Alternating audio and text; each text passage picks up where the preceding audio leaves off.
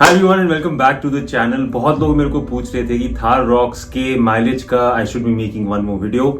Recently I went on another one of my road trips where I was able to capture another round of the mileage that the Thar Rocks automatic petrol version was giving me. In this video we will be showing you how much the new mileage has come to। और एक सबसे बड़ी update ये है कि मैंने अपनी Thar Rocks के अंदर Apple का CarPlay अपग्रेड कराया। Yes, I went ahead and got the Apple CarPlay upgraded. I went to the showroom and got this done.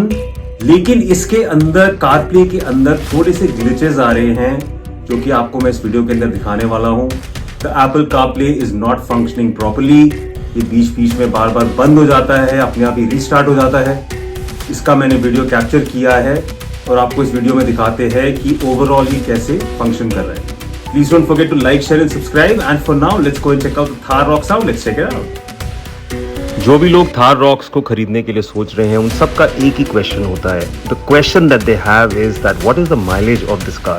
ये गाड़ी कितना माइलेज देती है, whether it is पेट्रोल और डीजल। पेट्रोल में तो बिल्कुल ही माइलेज नहीं मिलेगी। आपके सामने हम देख सकते हैं कि the car is giving me 14 kilometers to the liter। ये मेरा दूसरा व्लॉग है जहाँ पे मैं एक अपडेट दे रहा हूँ माइलेज की। जो मैंने पहला व्लॉग बनाया था उसमें हाईवे पे मुझे 12 या 13 किलोमीटर्स मिल रहा था। अब मेरे को 14 किलोमीटर्स पर आवर मिल रहा है हाईवे के ऊपर and this is with air conditioning. So let me summarise the overall mileage of the Thar Roxx and mind you this is the petrol version. मेरे पास petrol version fully automatic AX7 top end model है जो highway पे मेरे को 14 kilometres पर litre दे रहा है। सिटी के अंदर ट्रैफिक के अंदर ये लगभग 7 to 8 किलोमीटर्स पर लीटर आपको एवरेज देगा। माइलेज की बात तो कर ली and this car is a pleasure to drive. It is a very powerful engine and the car is a complete beast on the road. However इसके अंदर मैंने एप्पल CarPlay का भी अपग्रेड कराया था और मेरे को इसके अंदर प्रॉब्लम्स आनी शुरू हुई हैं। The first issue is that the Apple CarPlay wireless or the Bluetooth connectivity is not supported। Showroom वालों ने मेरे को बोला है कि अभी ये फीचर अवेलेबल नहीं है, फ्यूचर वर्जन्स में आ जाएगा, so we have to wait and watch. The other major problem that is happening is कि जब मैं एप्पल CarPlay चलाता हूँ, अभी आप देख सकते हैं ये बार बार बंद हो जाता है और अभी आप देख रहे हैं कि ये बंद हुआ था और ये अपने आप ही फिर से रीस्टार्ट हो गया। मैंने कुछ नहीं किया।